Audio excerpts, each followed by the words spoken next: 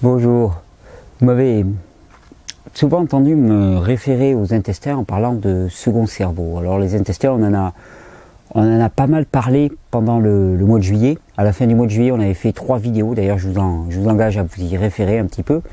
3 vidéos qui sont très très importantes, essentielles même pour moi, vous l'avez vu, de plus en plus. Quand je comprends vraiment l'axe central que représentent ces intestins, tout ce système digestif, et comment finalement c'est dans l'intestin que commencent la plupart des déséquilibres, des disharmonies qui ensuite vont se répercuter de couche en couche dans l'organisme jusqu'à arriver finalement au niveau de la cellule. Parce que bien les intestins réalisent réellement bien notre séparation entre le milieu extérieur et le milieu intérieur. C'est vraiment la notion, la clé qu'il faut garder, c'est de penser vraiment que les intestins sont la séparation entre notre milieu extérieur et notre milieu intérieur. Et donc tout ce qui passe à l'intérieur passe par les intestins, dans une moindre mesure par la peau et par la respiration, mais le plus gros facteur de passage entre l'intérieur et l'extérieur, c'est les intestins. Si il y a des choses à l'intérieur qui ne devraient pas y être, c'est parce que c'est passé au travers de cette paroi, au travers de cette barrière symbolique. Et donc je me suis souvent référé aux intestins en parlant de second cerveau. Alors second cerveau, ben, ça va être un petit peu le sujet d'aujourd'hui. On me le demandait depuis longtemps et je vais essayer de vous montrer comment nombre de maladies psychiques, dites psychiques, sont en fait des maladies digestives. Parce que pour parler un petit peu de l'estomac, des intestins, quand on parle intestin, c'est estomac, intestin, côlon, c'est tout le système intestinal. Quand on parle des intestins et qu'on s'y réfère comme un second cerveau, il est nécessaire de parler un petit peu du système nerveux. Parce qu'il y a des grands systèmes dans le corps. On voit ça largement dans tous les cours de niveau 1, la d'initiation, hygiénisme. Il y a le système digestif, il y a le système endocrinien, il y a le système nerveux, il y a le système lymphatique, il y a le système sanguin, il y a le système respiratoire, il y a le système urinaire. Après, on peut faire des sous-catégories. Et le système nerveux est un système essentiel au corps. Vous l'avez vu, pour moi, le système nerveux n'est pas le premier système du corps. Je dirais que pour moi, le premier système du corps est le système endocrinien avec le système digestif. Le système nerveux ne vient qu'ensuite, parce qu'on se rend compte que des individus peuvent fonctionner sans système nerveux avec un système endocrinien, alors que l'inverse n'est pas possible. Mais le système nerveux est ce qui va conduire l'impulsion électrique, qui va permettre de communiquer d'un organe à un organe sous forme d'impulsion électrique extrêmement rapide. Il y a 2 systèmes qui permettent la communication entre un organe émetteur et un organe cible, c'est le système endocrinien et le système nerveux. Le système nerveux est globalement beaucoup plus rapide parce qu'il s'agit d'une communication électrique qui passe. Et très longtemps, on va revenir tout à l'heure en détail sur les classifications du système nerveux, on va se faire un petit cours comme on les aime, quand même, pour comprendre un petit peu, et puis pour savoir un petit peu qu'est-ce que ça veut dire quand on utilise des mots qui tiennent du jargon comme parasympathique ou sympathique. Mais très très longtemps, on a pensé que le modèle global du système nerveux était le suivant. C'est-à-dire un organe, la peau, un muscle, le cœur, reçoit une information, en tout cas vit quelque chose. À ce moment-là, il envoie un signal nerveux jusqu'au cerveau. Le cerveau le traite, fait descendre ce signal nerveux le long de la moelle épinière pour ensuite être redistribué par le système nerveux qu'on va appeler le système nerveux périphérique, on va rentrer dans tous ces détails, jusqu'aux autres organes du corps pour qu'il y ait action. Donc finalement, tout phénomène dans le système nerveux passait obligatoirement par la boîte crânienne. C'est satisfaisant parce que on est très fier de notre cerveau, on est très fier de nos processus mentaux, on est très fier des cogitations de notre boîte à pouls. Puis en plus c'est placé en haut, c'est le chef, c'est le cap. Donc voilà, c'était très très satisfaisant comme modèle. Et le modèle que je vais vous proposer aujourd'hui, alors que je n'ai pas inventé, qui est le fruit principalement du travail d'un pionnier qui s'appelle Michael Gerson, G-H-E-R-S-O-N, qui a fait un travail formidable contre vent et marée, contre les moqueries de ses collègues pendant des années qui se sont moqués de lui. Michael Gerson a montré finalement que tout ne passe pas par le cerveau et qu'il y a un fonctionnement nerveux qui ne passe pas par le cerveau. Et ce fonctionnement nerveux, il passe par les intestins. Et c'est ce qu'on va voir en détail aujourd'hui. Alors le système nerveux, comment ça se passe? Système nerveux, vous avez déjà entendu, système nerveux autonome, système nerveux volontaire, parasympathique, sympathique. Alors il y a le sympa et le parasympathique. Il y a le système nerveux central, le système nerveux périphérique. Alors comment s'y retrouver un petit peu dans tout ça? Il faut bien comprendre qu'au niveau du système nerveux, il y a différentes dénominations correspondant à divers regards. C'est un petit peu comme s'il y avait différentes personnes qui regardent une même personne et qui la décrivent avec certains critères. Il y en a un qui va avoir le regard du peintre, l'autre qui va avoir le regard du physiologiste, l'autre qui va avoir le regard du sportif, et ils vont décrire une personne en le qualifiant d'une manière ou d'une autre. Le système nerveux, c'est un petit peu pareil. Système nerveux, on peut le qualifier de autonome ou volontaire. Le système nerveux volontaire, c'est celui qui nous fait faire des gestes. C'est-à-dire qu'il y a une décision qui est prise, et à ce moment-là, il y a un geste qui est fait. C'est quelque chose qui tient du volontaire. Alors qu'il y a le système nerveux involontaire. Le système nerveux involontaire, c'est celui qui régule tout le fonctionnement de nos organes, de nos glandes, les circulations de fluides dans le corps, et j'en passe. Le système nerveux volontaire, il est relativement simple dans son fonctionnement.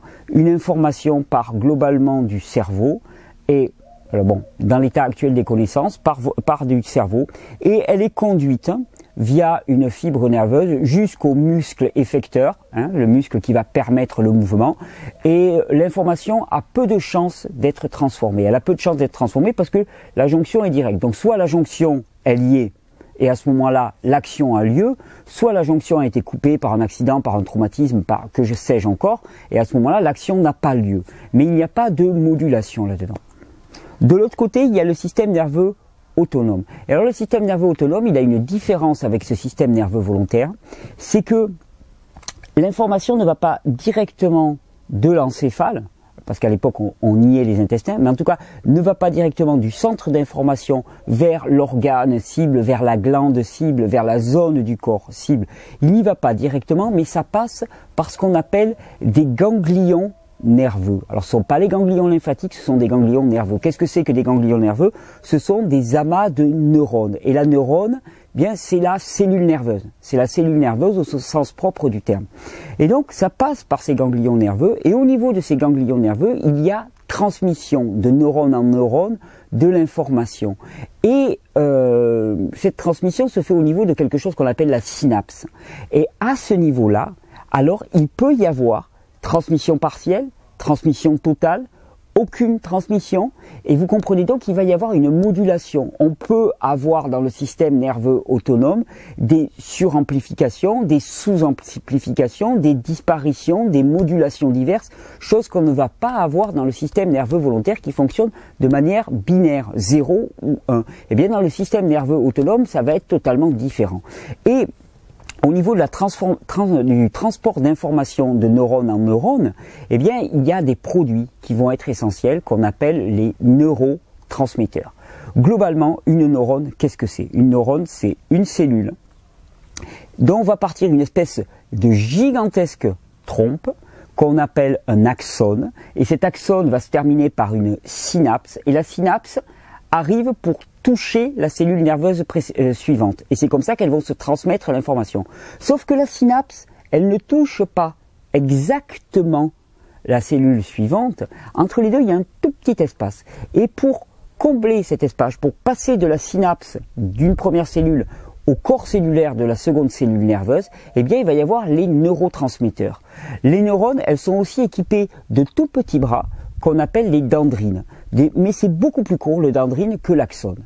Alors, là aussi, pour comprendre les différences, on va être un peu jargonnant aujourd'hui, je suis désolé, mais c'est un petit peu nécessaire. Pour comprendre les différences entre les différents systèmes nerveux, il faut connaître la différence qu'il y a entre les dendrines et les axones.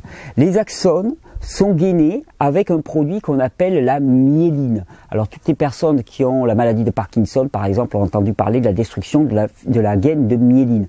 La myéline, c'est une substance plutôt grasse, protectrice. Vous le savez, dans le corps, tout ce qui est gras protège. Le cholestérol, la lymphe, ça protège. Eh bien, c'est une substance grasse, épaisse, qui protège la gaine et qui permet le transfert d'informations très rapidement. Alors qu'au niveau des dendrines, alors là je vous renvoie vraiment vers un Wikipédia, hein, au niveau des dendrines, eh bien la communication elle est beaucoup plus lente parce qu'il n'y a pas de myéline. J'essaierai de retrouver, je vais être certainement dépassé la demi-heure, donc il y aura une coupure. Je vais essayer de retrouver, j'avais fait un petit schéma pour le cours de niveau 1, je vais essayer de vous le retrouver, comme ça on verra bien un neurone. Vous allez voir, c'est mignon comme tout. Et donc il y a une différence fondamentale entre les neurones et les dendrines. Les dendrines ne conduisent pas, elles sont plus courtes et ne conduisent pas l'information aussi rapidement. Alors, ceci dit, maintenant, quelle est la différence? Vous avez votre système nerveux volontaire et votre système nerveux autonome. Quelle est la différence maintenant? Vous avez déjà entendu parler de système nerveux central et système nerveux périphérique. Là, c'est une question de localisation. Le système nerveux central, c'est cerveau, cervelet, hein, le cervelet, le centre de l'équilibre, moelle épinière, donc tout ce qui descend le long du dos. Système nerveux périphérique, c'est tout ce qui va partir de la moelle épinière et qui ensuite va se répandre. Voyez vraiment la moelle épinière comme l'arête centrale d'un poisson et le système nerveux périphérique comme les petites ramifications qui vont venir et qui vont aller toucher tous les organes et toutes les glandes. On est dans le système nerveux autonome. Système nerveux central, système nerveux périphérique. Et dans ce système nerveux autonome, on définit le système nerveux sympathique et le système nerveux parasympathique. Alors là, pour arriver à comprendre les différences entre les deux, et pourtant c'est intéressant, vous allez comprendre ensuite pourquoi, pour arriver à comprendre les différences entre les deux, disons que le système nerveux parasympathique, le ganglion nerveux, est situé juste à côté de l'organe. C'est-à-dire que l'information, elle part du cerveau, elle est le long d'un axone, donc avec de la myéline. Vous pouvez revoir cette vidéo plusieurs fois. Elle transite le long d'un axone avec de la myéline, le long de la moelle épinière. Ensuite, elle part de la moelle épinière, elle part vers l'organe. Et ce n'est qu'au niveau de l'organe, ou quasiment à sa proximité, que va se situer le ganglion. Et c'est par les dendrines que sera transmise l'information. Ce que vous comprenez bien, c'est que finalement, il y a très peu de pertes d'informations et la vitesse est maximale pour la communication au niveau de ce système. Pourquoi? Parce que l'information, elle est véhiculée tout le temps par un axone muni de myéline. C'est-à-dire que avec ce gainage, l'information électrique circule beaucoup plus rapidement. Et globalement, pour retenir l'information, le système parasympathique va transporter l'information beaucoup plus rapidement. Le système nerveux sympathique, lui, au contraire, eh bien, il va transporter l'information un peu plus lentement. Pourquoi? Parce que il n'est pas muni de le ganglion se situe au niveau de la moelle épinière et donc il va y avoir ensuite un long parcours qui n'est pas muni de gaine de myéline et qui va venir toucher l'organe récepteur. Et donc, à ce moment-là, l'information, elle va être communiquée un peu plus lentement. Voilà la différence qu'il y a entre le système nerveux sympathique et parasympathique. C'est une différence de vitesse de transmission liée à la constitution. Ça, c'était avant. On était bien tranquille, bien peinard. On avait notre système nerveux volontaire, l'autonome, on avait le système nerveux central, le système nerveux périphérique. Tout partait du cerveau, vous l'avez vu, hein, le système nerveux périphérique qui se déployait à partir du système nerveux central qui lui-même descendait directement de l'encéphale. On avait le sympathique, le parasympathique, en plus les noms étaient rigolos, c'était très très chouette, et c'était tout. Et puis, alors quand je dis c'était tout, on savait bien qu'il y avait des terminaisons nerveuses, qu'il y avait des choses qui se produisaient au niveau des intestins, mais le schéma classique c'était le cerveau commande aux intestins. Le cerveau commande aux intestins, donc il y a des ramifications nerveuses, mais c'est rien de spécifique. Et ce fameux Michael Gelson a commencé à faire des travaux, il n'a pas été le seul. Il y a un Italien aussi, un Australien aussi qui ont fait ces travaux dans les années 60, 70. Et ils se sont rendus compte que les choses n'étaient pas aussi simples et qu'on pouvait parler littéralement d'un autre système nerveux qu'on a appelé le système nerveux entérique. Alors en quoi on peut dire que c'est un système nerveux à part entière? Alors il y a plusieurs critères. Il y a plusieurs critères qui répondent à ça. Alors, le système nerveux entérique, pour eux, c'était le système nerveux qui était pris dans la paroi finalement qui prenait son essence dans tout le système intestinal, dans la paroi intestinale, et qui ensuite se ramifiait. Alors ce système nerveux, il avait plusieurs caractéristiques. Non seulement il contrôlait le fonctionnement des intestins, mais aussi il allait contrôler directement certains organes sans passer par le cerveau. C'est pour ça que c'est un système nerveux à part entière, c'est parce que ce système nerveux-là ne passe pas par le cerveau. C'est-à-dire que le schéma classique dans lequel un émetteur envoie une information qui est traitée par le cerveau, qui descend ensuite le long de la moelle épinière, et qui ensuite est dispatchée, on va dire, jusqu'aux organes récepteurs, eh bien ce schéma-là, il était pris en faux. Il était pris en faux parce qu'il y avait directement une communication sans passer par l'encéphale, sans passer par la boîte crânienne, entre les intestins et les organes cibles, les glandes cibles. Pire encore, il y avait une communication directe, non pas du cerveau vers les intestins, en tout cas elle a lieu, mais elle était minime, mais plutôt des intestins vers le cerveau. Vous vous rendez compte un petit peu du pavé que ça représente? Ça voudrait dire que les intestins gouvernent le fonctionnement du cerveau, et on va le voir en détail tout à l'heure. Et donc on a défini ce système nerveux entérique. Système nerveux entérique qui donc a une caractéristique de système nerveux, il est autonome par rapport aux autres systèmes nerveux, il ne passe pas par la boîte crânienne, donc c'est un système nerveux à part entière. Autre critère pour savoir si c'était un système nerveux spécifique, c'est que je vous ai parlé au niveau de cette transmission d'informations électriques entre les neurones, au niveau des synapses, je vous ai parlé de neurotransmetteurs. Et chaque système nerveux utilise un neurotransmetteur différent. Donc nous avons le système parasympathique qui lui est gouverné par un neurotransmetteur qu'on appelle l'acétylcholine, qui est produit au niveau des ganglions nerveux directement. Et on a le système sympathique qui utilise un petit peu l'acétylcholine dans une moindre mesure, mais qui est surtout gouverné par une hormone qu'on appelle la noradrénaline et l'adrénaline, qui sont toutes les deux produites dans la partie médulaire, la partie interne des glandes surrénales. Et c'est pour ça que vous m'avez déjà souvent entendu dire à quel point le système nerveux sympathique était gouverné par les glandes surrénales. Alors, pour savoir si le système nerveux entérique était un système nerveux à part entière, il y avait un petit critère, on s'est dit, mais est-ce que lui, il utiliserait un autre neurotransmetteur? Oui, il utilise un autre neurotransmetteur, et ce neurotransmetteur, vous en avez souvent entendu parler, on l'appelle la sérotonine. Alors vous allez me dire, mais sérotonine, c'est le neurotransmetteur du bonheur, c'est au niveau du cerveau. Plus de 80% de la sérotonine produite dans le corps est produite par les intestins. Plus de 70% des neurotransmetteurs produits dans le corps sont produits dans les intestins. Et ne sont pas produits au niveau du cerveau, mais sont produits au niveau des intestins. Donc dès lors, on pouvait vraiment parler de second cerveau. Alors voyons un petit peu comment ce second cerveau influence les autres organes. Ce second cerveau, il influence les autres organes de deux manières.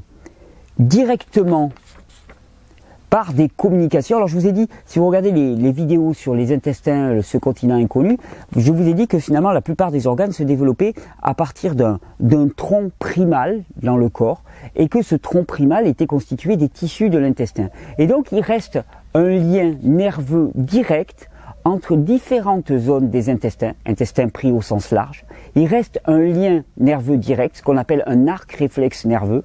Il reste un lien nerveux direct entre différentes zones des intestins et différentes glandes et organes. C'est-à-dire que les intestins ont la capacité de réguler directement le fonctionnement de nombreuses de nos glandes et nombreux de nos organes. Et vous comprendrez bien que tout dysfonctionnement au niveau intestinal peut amener une modification de l'information nerveuse envoyée à partir des tissus de l'estomac et donc impacter directement le fonctionnement de nos glandes et organes. Autre chose, encore plus grave, entre guillemets, pour comprendre la régulation de l'humeur par les intestins, chose sur lesquelles je reviens de plus en plus. Il y a un nerf qui réalise la communication entre l'encéphale et les intestins, qu'on appelle le nerf vague. Et dans le modèle classique, la communication, elle était de la boîte à pouls vers la boîte à digérer. Uniquement dans ce sens-là, primauté de l'encéphale et du cerveau sur toutes les fonctions du corps, c'est la tête qui est le chef, et donc tout se passait bien dans le meilleur des mondes. Sauf que manque de bol, cette communication-là, elle est utilisée à 10% du cerveau vers les intestins, et elle est utilisée à 90% des intestins vers le cerveau. Ça montre à quel point l'état de nos intestins gouverne directement le fonctionnement de notre cerveau, et comment une toxicité intestinale va mener une modification dans l'arc réflexe qui va passer par le nerf vagal et venir directement contrôler notre cerveau. Est-ce qu'on a besoin d'en savoir plus pour comprendre que la plupart des maladies psychiques sont en fait des maladies digestives? En tout cas que, comment faire un schéma maintenant clair de la vision qui vient à moi de plus en plus. Il y a des émotions, il y a des circonstances de vie. Ces circonstances de vie, elles nous frappent, elles nous impressionnent au sens propre du terme. Elles s'impriment en nous.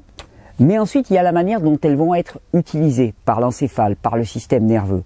Eh bien, toute cette structuration, cette utilisation, va être guidée par le fonctionnement de notre système nerveux en très très grande partie. Et le fonctionnement de notre système nerveux, le fonctionnement de notre encéphale est majoritairement conditionné, et je crois qu'on ne mesure pas encore assez, par nos intestins. Nous sommes on n'est pas des homo encéphalus, on est des homo intestinus. C'est-à-dire que nous sommes gouvernés par nos intestins. Nous sommes complètement déterminés dans nos fonctionnements psychiques par nos intestins. Je vais en remettre une couche.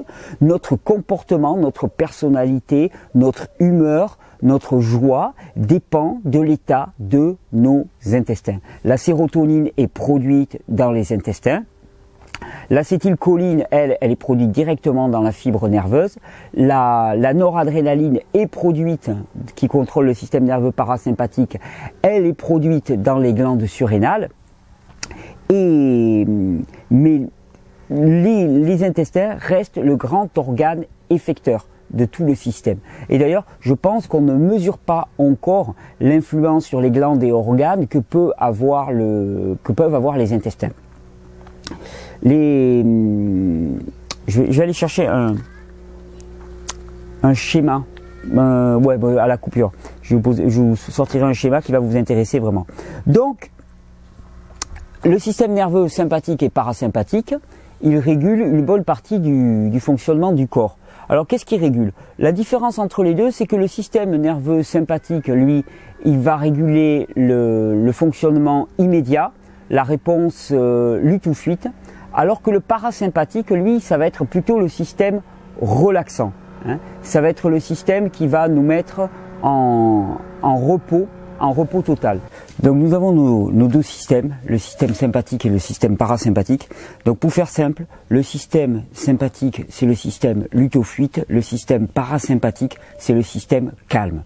Et vous comprenez donc pourquoi le système sympathique, l'activation de ce système sympathique qui dilate les pupilles par exemple, qui empêche la production de salive, qui dilate les bronches, qui accélère le rythme cardiaque, qui empêche les sécrétions stomacales et les processus digestifs, et qui a une action directe sur un blocage du système nerveux entérique. Et donc là, il y a une rétroaction qui empêche l'urine, qui empêche le fait d'uriner. Eh bien, ce système nerveux sympathique qui est gouverné par l'adrénaline et la noradrénaline, quand il est mis en action et quand il est surexploité, qu'est-ce que c'est qui est surexploité? C'est les glandes surrénales. Alors là, c'est une petite aparté, mais on en profite puisqu'on est en train de se faire un joli topo sur le système nerveux. On va revenir aux intestins, vous inquiétez pas.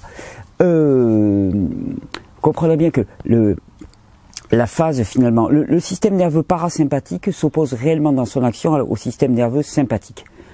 Donc, première phase, un individu est en surstimulation, en surstress. Qu'est-ce qui est utilisé? C'est le système nerveux sympathique. C'est-à-dire que son cœur accélère, ses pupilles sont dilatées, classique, des personnes qui sont en sympathétitomie, je crois qu'on dit comme ça, en tout cas en surstimulation du système nerveux parasympathique, c'est pupilles hyper dilatées. Hein, les pupilles à l'intérieur, vous allez voir deux grands ronds, hein, c'est classique. Ça, c'est système nerveux extrêmement sollicité. Oui, mais ce système nerveux extrêmement sollicité, ça veut dire glandes surrénales extrêmement sollicitées. Elles vont produire à qui mieux de l'adrénaline, noradrénaline, hein, mais qui vont empêcher aussi les digestions, les assimilations. Donc c'est un individu qui va s'épuiser, qui va se bouffer de l'intérieur littéralement, et il y a un moment où il n'y a plus rien dans les glandes surrénales. Et à ce moment-là, le système sympathique s'effondre complètement.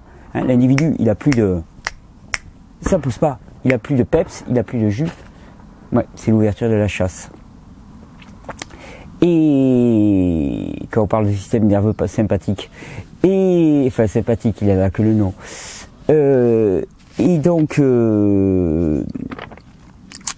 voilà. Et alors à ce moment-là, qu'est-ce qui se passe? Effondrement du système nerveux sympathique. L'individu, il est HS. Et qu'est-ce qui prend le dessus? Le système nerveux parasympathique. Le système nerveux parasympathique, c'est le système qui calme. Donc, à l'inverse du système nerveux sympathique qui dilatait les pupilles, le système nerveux parasympathique contracte les pupilles. Il permet la production de salive. Il calme le cœur, il calme les battements cardiaques et le rythme cardiaque. Il stimule la production d'enzymes digestifs par l'estomac et tous les processus de digestion et d'assimilation. Et donc le système parasympathique s'oppose littéralement au système sympathique. Et c'est ce qui explique que chez les individus qui sont en stress permanent, eh bien c'est le système nerveux sympathique qui est à l'œuvre jusqu'à ce qu'il s'effondre. Et quand il s'effondre, qu'est-ce qui reste? Il reste le parasympathique. Alors le jeu entre les deux est normal, mais si le jeu entre les deux se fait parce qu'il y en a un qui s'est effondré et que l'autre prend le dessus, alors à ce moment-là, c'est complètement anormal. Voilà. Et alors maintenant, qu'est-ce qu'on sait maintenant de notre système? Donc on a le système nerveux sympathique. Hein, celui qui réagit comme ça, le parasympathique, et on a le système nerveux entérique. Alors ce qu'il faut savoir, c'est le système nerveux entérique. Je vais essayer de vous mettre un schéma là maintenant. Le système nerveux entérique, il faut bien comprendre que dans les intestins, eh bien il y a la lumière des intestins. Donc c'est là, par là où passent les aliments, avec les villosités intestinales, ces petites excroissances tubulaires qu'on appelle les villosités intestinales qui augmentent la surface des intestins et permettent une meilleure assimilation. Et ensuite, eh bien, il y a la paroi intestinale en tant que telle. Et bien, dans cette paroi intestinale, il va y avoir des ganglions nerveux, hein, dans les couches méandriques. Ah, ça va vous faire une belle jambe, mais je vais vous chercher le mot. Hop là. Tenez, hop. Et vous avez vu ça, la classe, avec le micro qui se balade. Ah ouais, alors là, on a investi dans du matos. Là, ça rigole plus. Hein. Alors, voilà, c'est le plexus nerveux mi-entérique. Le plexus nerveux mi-entérique qui est finalement rempli de ganglions nerveux. Et donc ces ganglions nerveux, eh bien, ils vont directement réagir et envoyer une information. Et comme je vous l'ai dit, le nerf vague qui relie finalement la partie cervicale, la partie cérébrale à l'intestin, eh bien, est surtout utilisé dans le sens intestin vers cerveau et non pas cerveau vers intestin. Et c'est pour ça que on peut dire littéralement que c'est pas nos émotions qui créent des sensations dans notre estomac, ce sont les sensations dans nos intestins qui créent l'émotion, qui crée l'état psychique. C'est vraiment dans ce sens-là qu'il faut le voir, du bas vers le haut. Nos intestins sont notre organe émotionnel par excellence. D'ailleurs, quand on dit avoir une boule dans le ventre, il y a quoi comme expression? Je vais noter quelques expressions. Avoir du cœur au ventre, avoir l'estomac noué, la peur au ventre par exemple. Eh bien la peur, oui, la peur naît dans le ventre. La peur naît dans le ventre et ensuite se répand dans l'ensemble du corps. Pourquoi? Parce que la majorité de la sérotonine, je vous dis plus de 95% de la sérotonine qui est produite dans le corps est produite dans les intestins. Il y a la dopamine aussi qui est énormément utilisée dans le système nerveux, de l'acétylcholine aussi est produite dans les intestins. Et tout ça, eh bien, ça remonte et c'est utilisé ensuite par le corps. D'ailleurs, l'influence de la toxicité intestinale dans le fonctionnement psychique, on le voit beaucoup en iridologie pour ceux qui vont venir au niveau 2 d'iridologie. D'ailleurs, qu'est-ce qu'on va s'amuser? Je vous dis, j'ai plein de photos là actuellement, c'est bien chouette, là je prépare le cours. Et donc au niveau de l'iridologie, on verra des petites traces qu'on appelle des radii solari, donc c'est cette espèce de petites marques symptomatiques qui partent vraiment de la couronne des intestins et qui vont toucher un organe en particulier. Là, on peut se dire qu'il y a une toxicité intestinale. Alors pourquoi est-ce qu'on parle de toxicité intestinale? Parce que vous l'avez vu dans les vidéos sur les intestins, ils sont peuplés avec ce qu'on appelle le macrobiote, le biote intestinal, un ensemble de bactéries. Et ces bactéries, elles réalisent réellement l'assimilation et l'absorption et la transformation des nutriments. Or, les cellules des ganglions nerveux du système nerveux entérique, donc du système nerveux propre aux intestins, eh bien, ils se situent juste à la périphérie. Et donc, de la qualité de transformation de ces produits, de ce biote, de l'action même de ce biote, va dépendre les produits qui vont traverser la paroi intestinale et qui vont venir exciter les ganglions nerveux littéralement. C'est-à-dire que si vous avez des protéines mal digérées ou anormalement transformées, qui ont muté entre elles, qui se sont associées, eh bien, ces produits-là, ces produits anormaux, vont venir directement exciter les cellules nerveuses, vont directement venir, eh bien, les harceler d'une certaine manière et vont envoyer un signal, un arc réflexe absolument anormal. Donc, il faut vraiment bien comprendre que dans notre corps, nous avons un système nerveux qui est autonome par lui-même, qui ne passe pas par le cerveau, qui mieux que ça contrôle principalement énormément de fonctions cérébrales, qui contrôle aussi directement nos glandes et nos organes. Ce système nerveux, on l'appelle le système nerveux entérique. C'est le système nerveux qui se trouve dans la paroi de nos intestins. Voilà l'information, mais pour moi qui est capitale, qui est vraiment capitale à retenir. Quand on me parle de problèmes psychiques, je demande toujours à la personne: ça va comment les intestins? Tu digères comment? On me dit ouais, ça va, coup-ci, coup-ça, ouais, de temps en temps des petites flatulences, hop là, puis alors des petites douleurs à l'estomac de temps en temps. Ouais, c'est vrai que j'ai une petite douleur, puis j'ai du mal à digérer, puis ouais, c'est vrai. Bon, mais là, il n'y a pas à chercher.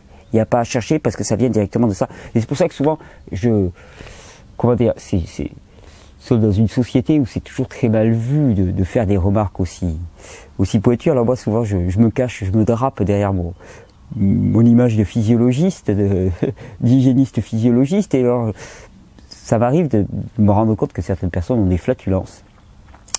Et donc, si je suis assez intime avec elles, c'est vrai que c'est clair, c'est pas le truc avec lequel on commence. Salut, t'as des drôles de flatulences. Non, mais bon, si je suis assez intime avec elles, ça m'arrive de les interpeller. C'est jamais très très facile, c'est assez intime. Et on veut pas en parler. On veut pas en parler, et c'est un tort. Et souvent, j'interpelle la personne, puis je dis, tu sais, je me suis rendu compte que tu avais des petits problèmes digestifs, voire des flatulences.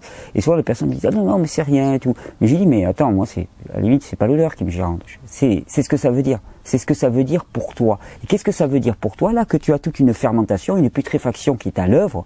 Et cette fermentation et cette putréfaction, elle va avoir une action directe sur le système nerveux entérique, qui va avoir une action directe sur tous les organes, les glandes, ton cerveau, ton fonctionnement psychique. Et c'est ça, moi, qui m'embête. C'est ça, vraiment, qui me gêne, vraiment. La fermentation en elle-même, elle n'est pas gênante. Elle n'est pas gênante, mais si elle n'avait pas de conséquences. Elle a des conséquences. Et elle a des conséquences qui sont extrêmement lourdes. Et donc, la plupart des défauts psychiques qu'on va trouver chez les individus, des dysfonctionnements psychiques, viennent de dysfonctionnements au niveau des intestins. Et donc, vous l'avez compris, la priorité des priorités, eh bien, c'est le nettoyage des intestins. C'est la remise en place de ces intestins. Une fois, moi je dis souvent classiquement, une fois qu'un individu a des intestins qui sont à peu près en bon état, une fois qu'il a remonté un petit peu son système endocrinien, c'est gagné. Remonter son système endocrinien, c'est la plupart du temps remonter ses glandes surrénales.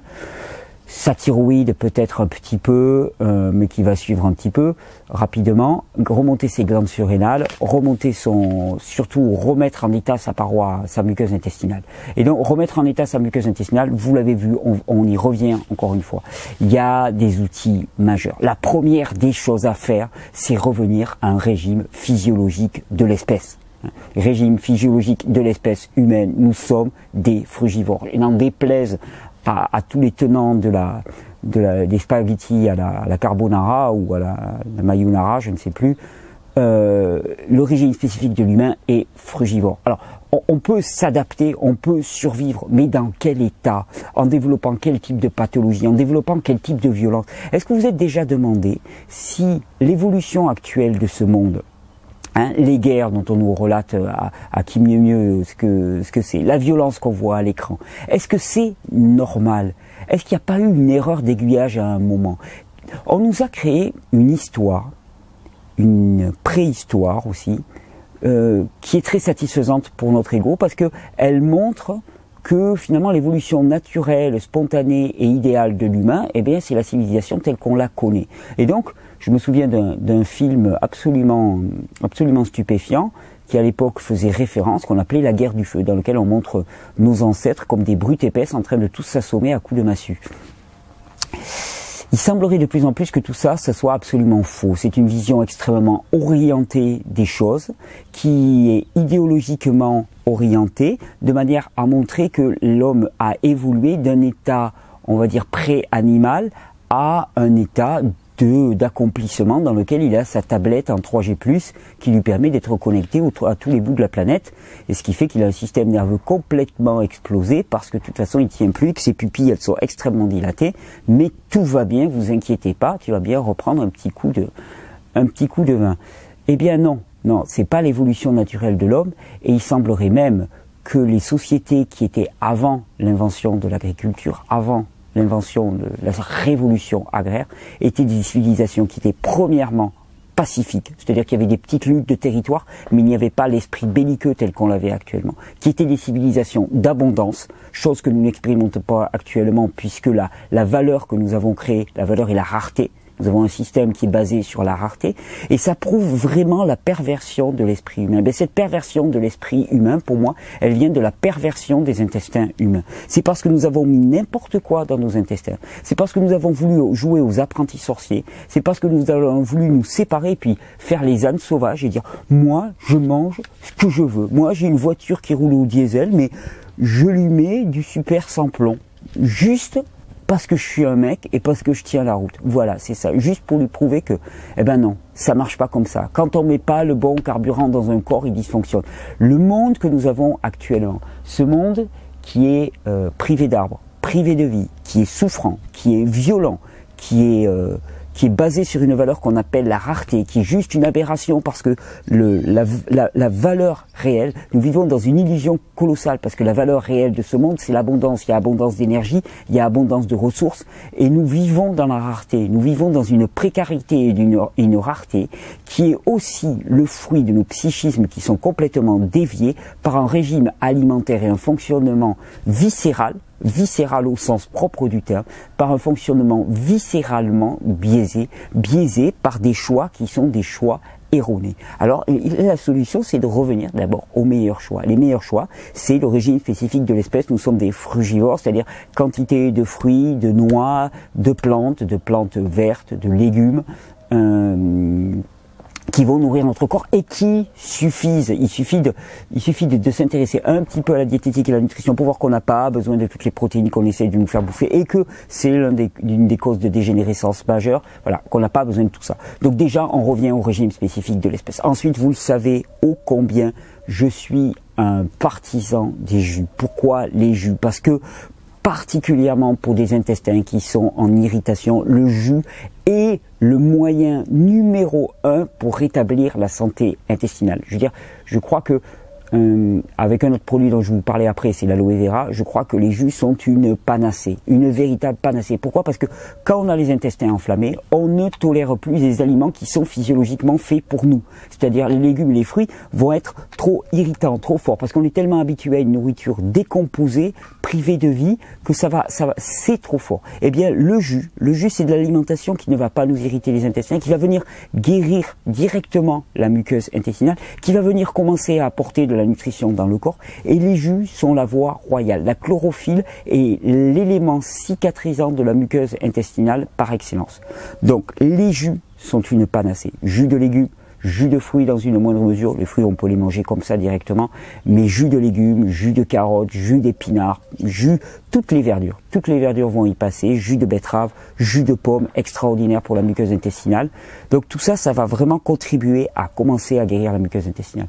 Ensuite, nettoyer et cicatriser. Nettoyer, moi j'utilise le balai intestinal dont on ne mesure pas aussi l'effet que ça peut avoir sur l'organisme, ce mélange de plantes qui est produit par ABC de la nature et qui permet littéralement de drainer les toxines depuis l'intérieur de la paroi intestinale. Cet intérieur de la paroi intestinale qui contient ces ganglions nerveux du système entérique, qui sont complètement pollués, qui sont perturbés dans leur fonctionnement par les toxines qui sont accumulées. Et bien là, littéralement, on va venir les sucer et les remettre dans la lumière intestinale pour qu'ils soient ensuite évacués. Et comme le balai intestinal contient à la fois des éléments astringents et des éléments qui vont favoriser l'exonération, je me plante toujours avec ce mot, l'exonération intestinale, s'il y a quelqu'un qui veut bien qui va faciliter le passage à la selle, eh bien à la fois on tire, on suce, astringent, on évacue et c'est réellement extrêmement efficace. Pour moi, c'est les jus, ça et l'aloe vera. Aloe vera extraordinaire, cicatrisant de première, le jus d'aloe vera pour la muqueuse intestinale, c'est une panacée. Et bien avec ces trois éléments, des fruits, régime spécifique de l'espèce, des jus, balai intestinal qui va être extraordinaire pour la muqueuse intestinale, et aloe vera, là vous avez vraiment tout de suite, vous avez un cadre idéal pour expérimenter, pour rétablir l'état de la muqueuse intestinale. Alors bien sûr, quand on a des candidoses installées, quand on a un biotope qui est complètement déséquilibré, ça peut prendre du temps. Les lavements, les irrigations coloniques vont aider aussi bien. C'est très efficace. Il faut faire attention pour les individus qui sont fatigués au niveau nerveux de ne pas surstimuler le système. Les gens qui sont épuisés, des lavements et des irrigations coloniques, pas trop souvent, parce que ça demande beaucoup d'énergie au système.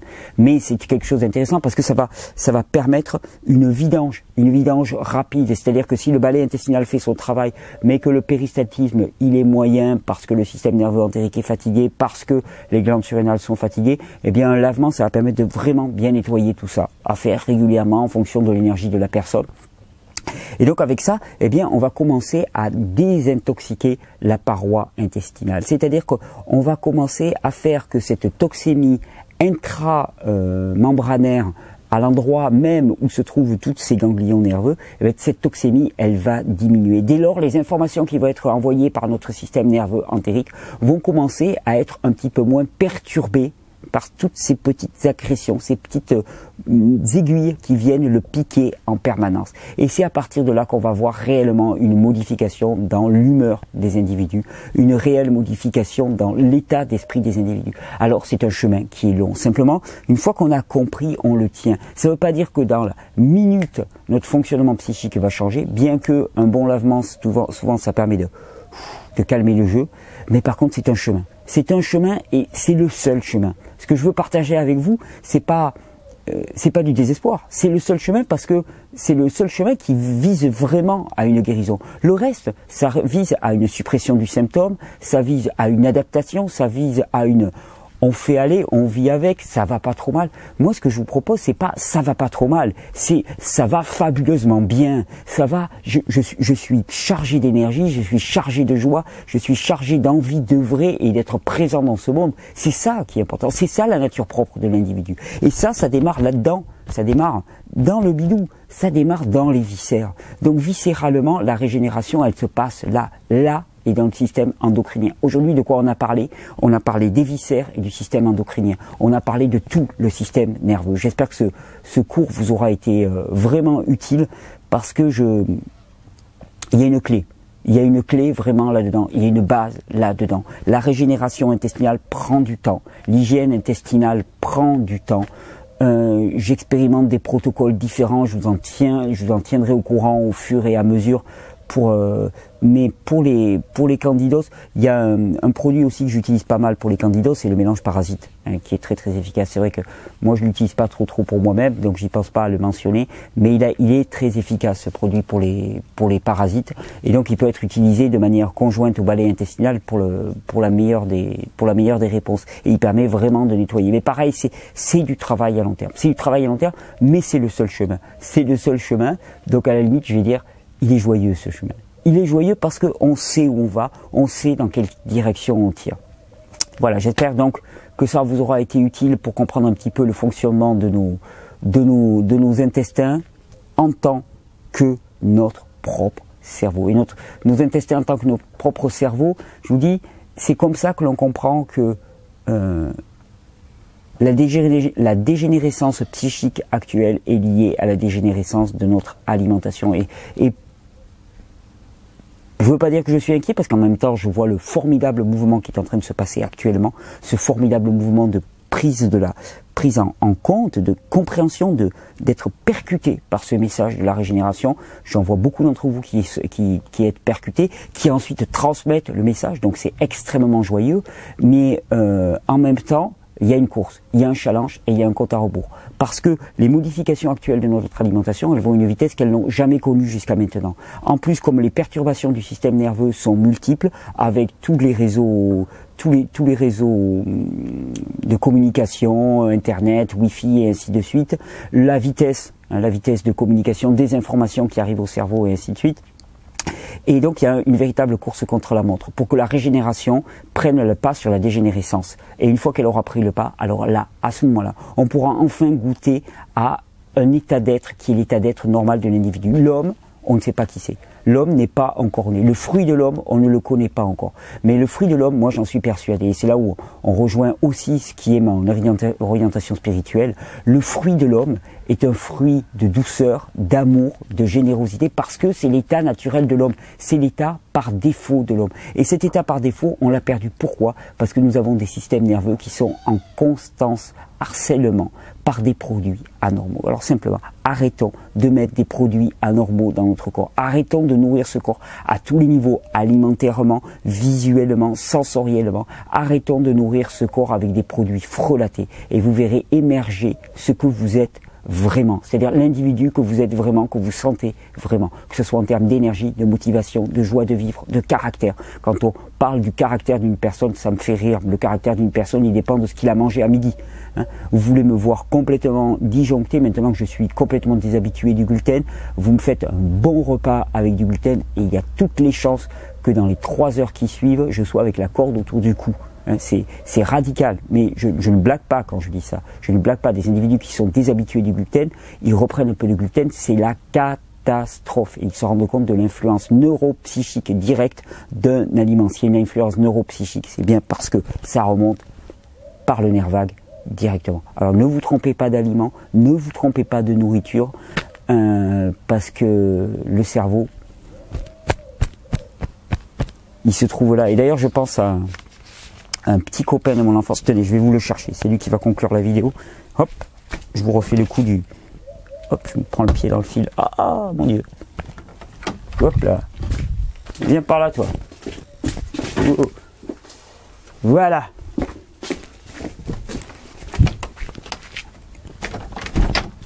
Mon petit spécialiste maison des intestins. Donc, j'ai toujours le micro. Ouais. Alf.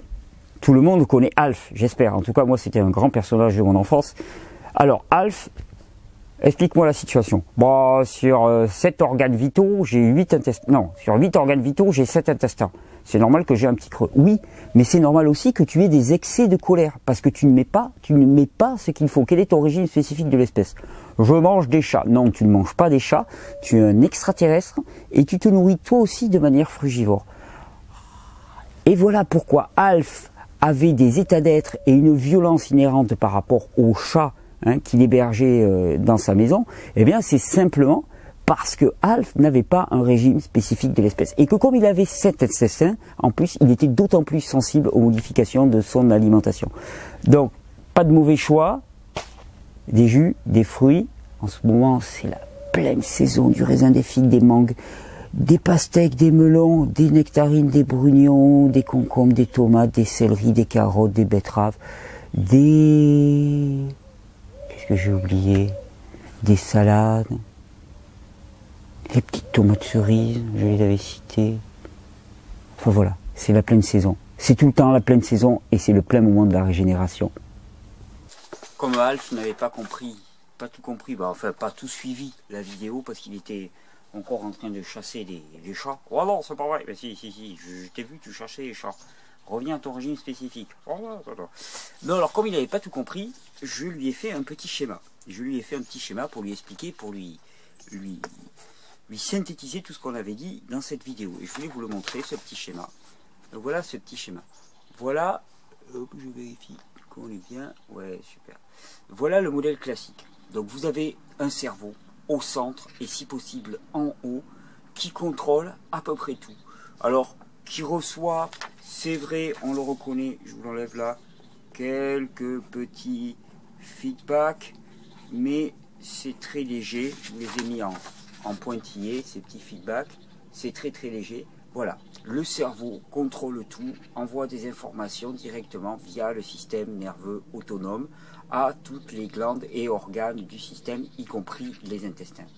Eh bien, voici le nouveau modèle que je vous propose, que je n'ai pas inventé, mais que je vous propose, c'est de voir les intestins comme le tronc littéralement à partir duquel nous nous développons. Et le tronc d'un arbre, quelque part. Vous avez les intestins, là, c'est le tronc. Vous avez le cerveau qui est directement, alors attendez, on va le faire comme ça, qui est directement irrigué par la sève des intestins.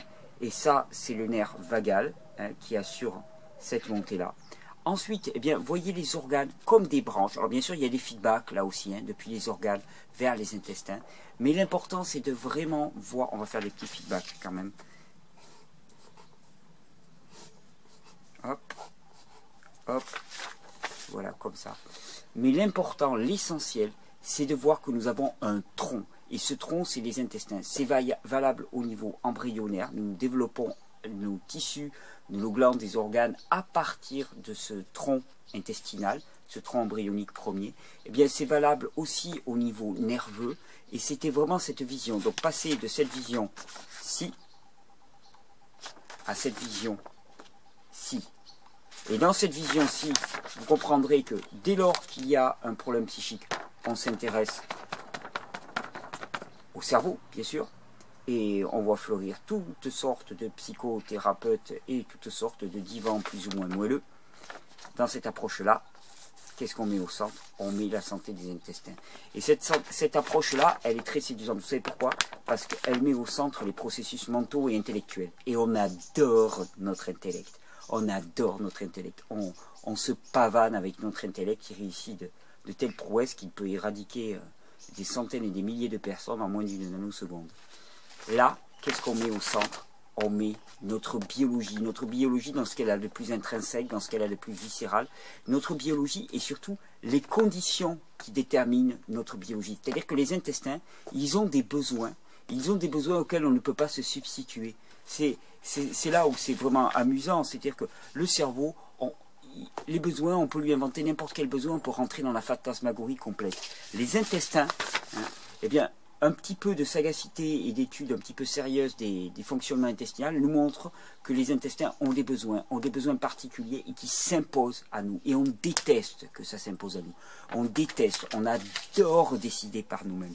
Mais en l'occurrence, c'est mal barré. Et donc, pour que les intestins aillent bien, il faut leur apporter un régime adapté.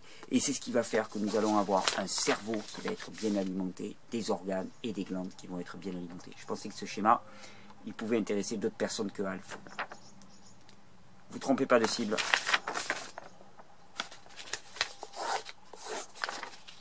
Faites terminer tout ça. Cultiver des beaux arbres.